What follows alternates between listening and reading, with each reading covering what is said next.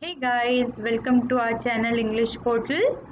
Today in this video I am going to discuss with you the English poem Father Returning Home, written by an Indian poet Dilip Purushottam Chitre. So let's proceed with it.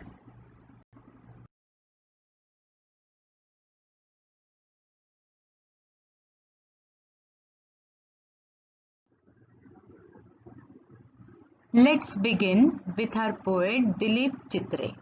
Dilip Purushottam Chitre was one of the leading Indian writer and critics of the post-independent India. Apart from being bilingual writer, writing in Marathi and English, he was also a painter and filmmaker. He was born in Baroda on September 17, 1938 into a Marathi-speaking family.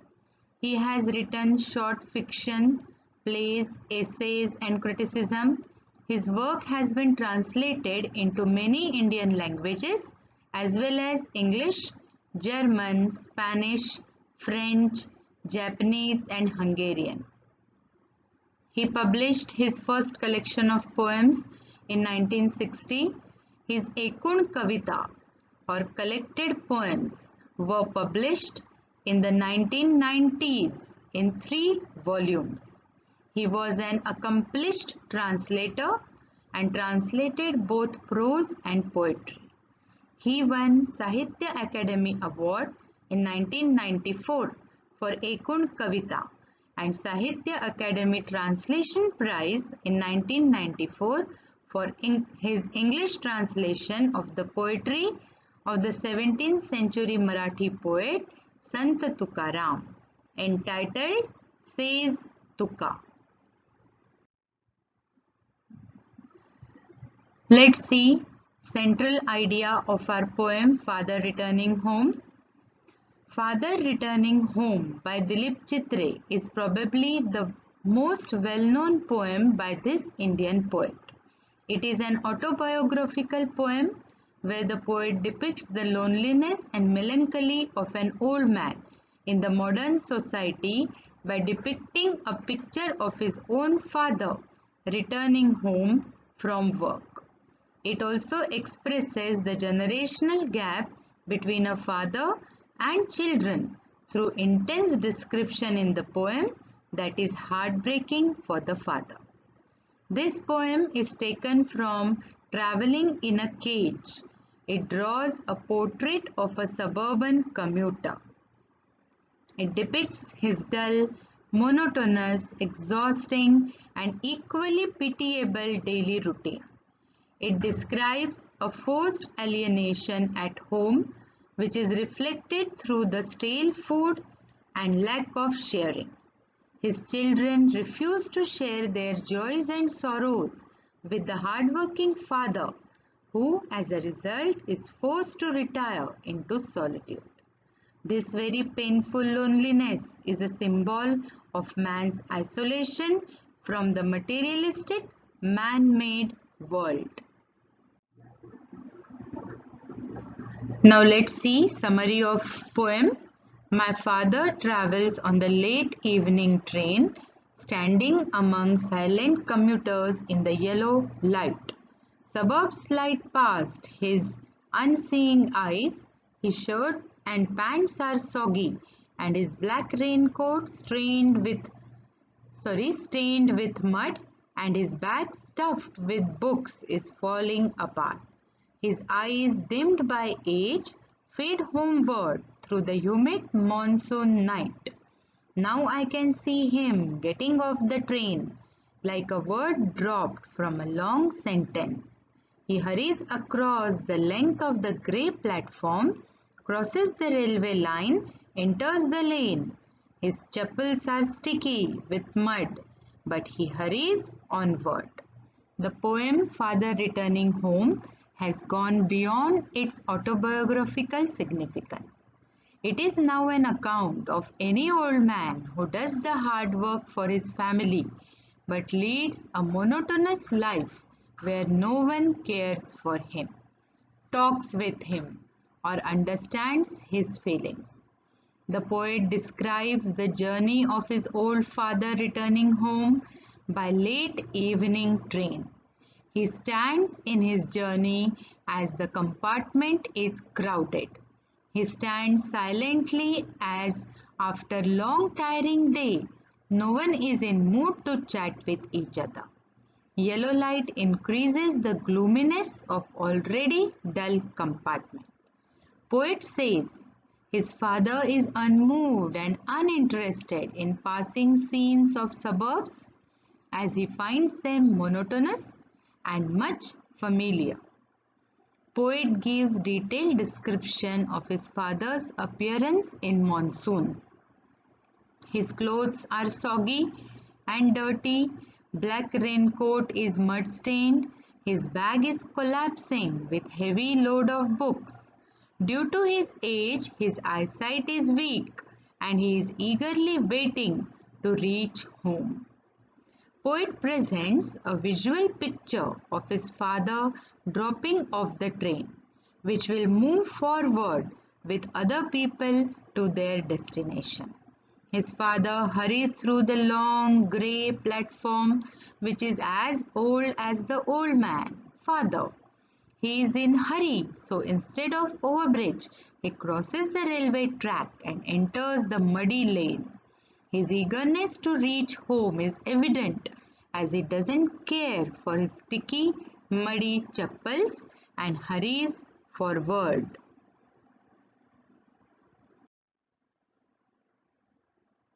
Home again, I see him drinking weak tea, eating a stale chapati, reading a book.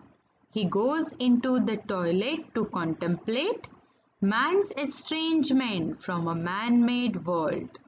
Coming out, he trembles at the sink, the cold water running over his brown hands. A few droplets cling to the graying hair on his wrists. His sullen children have often refused to share jokes and secrets with him. He will now go to sleep, listening to the static on the radio, dreaming of his ancestors and grandchildren, thinking of nomads entering a subcontinent through a narrow pass. Dilip Chitre. So in these last stanzas, the poet depicts the alienation of his father which he experiences at home. When his father returns home, he is not even offered good tea and fresh food. He quietly drinks weak tea and stale chapati. He reads many religious and philosophical books to divert his mind and thinks deeply about it in toilet. He feels how man is distancing himself from the social world. The old man is visibly upset over his predicament. When he comes out of toilet, he trembles and shivers as cold water runs over his brown hands. A few drops of water cling to his graying hands, symbolizing his hard work and loneliness. He feels lonely as his bad-tempered children refuse to interact, share their secrets, and spend a good time with him. In the end of the day, he listens to the static, that is, old radio or one which does not receive the signal due to bad weather. He listens to screeching radio and dreams about his ancestors and grandchildren and thinks of nomads, that is, Aryans, entering the Indian subcontinent through the Khyber Pass in the ancient time. He is probably thinking how our society has changed since the ancient times. Old father finds solace in these thoughts. Now let's see figures of speech which are there in this poem. First, suburbs slide past his unseeing eyes. Alliteration, consonant sound S is repeated pleasingly. Suburbs slide, unseeing eyes. S sound is repeated pleasingly. Second, he hurries across the length of the grey platform. Now here, figure of speech is transferred epithet. The epithet grey, adjective grey, is transferred from the aging person, father, to platform. So as you know, transferred epithet means transferred adjective. In such lines, the adjective is transferred from its parent noun to some other relevant noun. Like in this example, grey, aging is actually father, but this grey adjective is transferred from father to platform, hence transferred epithet. His shirts and pants are soggy. Again, S sound, consonant sound, S is repeated pleasingly, alliteration. Fourth one, home again, I see him drinking weak tea. Again, transferred epithet. The epithet weak is transferred from the person, from father, who is weak due to hard work and old age, to tea. Fifth, his sullen children have often refused to share. Again, alliteration, consonant sound S is repeated pleasingly. Sixth, a few droplets cling to the graying hair on his wrists. This is synecdoche.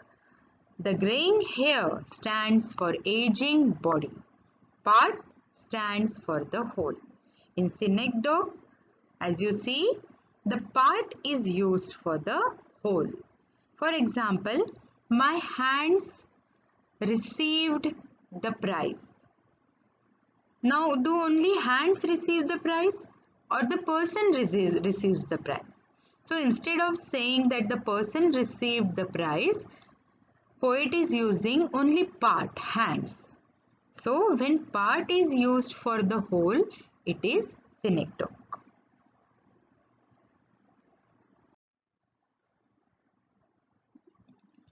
Seventh, fade homeward through the humid monsoon night. Transferred epithet. Here also epithet adjective humid, which refers to climate, weather, is transferred from it to the monsoon night. Hence it is transferred epithet. Eighth, I see him drinking weak tea. Transferred epithet. The epithet weak is transferred from father to tea. Hence it is transferred epithet. Ninth, now I can see him getting off the train, like a word dropped from a long sentence. Obviously, this is simile because the comparison is there. It is introduced by the word like. Father's getting down from the train is directly compared to dropping of a word from a sentence. And this comparison is done by the word like. So it is simile. 10th, listening to the static on the radio. This is onomatopoeia. Now what is onomatopoeia? Whenever a sound word is used in the line, the figure of speech is onomatopoeia. For example, the loose housetop, sheet, clatter and clang. Now clatter and clang are sounds, but they are used as words. The window shut with a bang. Bang is a sound which is used as word. The snake hissed. Now hissed is a sound of snake, hiss. It is used as word. So whenever sound word is used, the figure of speech is onomatopoeia. Last example, eating a stale chapati. Next, again synecdoche. The part chapati stands for the whole food. So again part is used for the whole, hence synecdoche. Now let's see the appreciation, as the question of appreciation is very important in your question paper. It is separately for 4 marks, and for that you will get separate extract. So we will see the critical appreciation of Father Returning Home. Father Returning Home by Dilip Chitre is an autobiographical creation about his own father, Purushottam Chitre, who shifted from Baroda to Bombay in 1951. The poem is about the generation gap between the aging father and his children.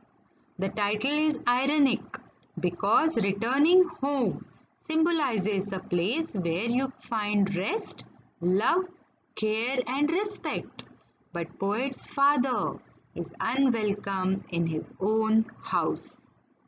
The theme of alienation is vivid throughout the poem. Like father standing isolated in crowded compartment, crossing the railway line to reach home, neglect of his children, eating stale food and drinking weak tea. He finds solace in books, in his philosophical thoughts.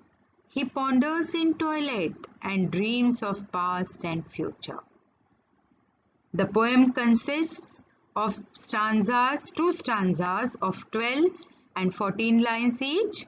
It is written in free verse with no particular meter or rhythm. It is symbolic of the poet's father's uncared for life. The language is easy and simple but full of symbolic expressions and poetic devices like simile, transferred epithet, etc. Poem is in first person narration and in a form of dramatic monologue. He takes it a step further by adding detailed imagery. The depiction of isolation, pain and misery of elderly in their old age sends across a significant message to society to be compassionate and caring towards the elderly and make them feel wanted in their twilight years.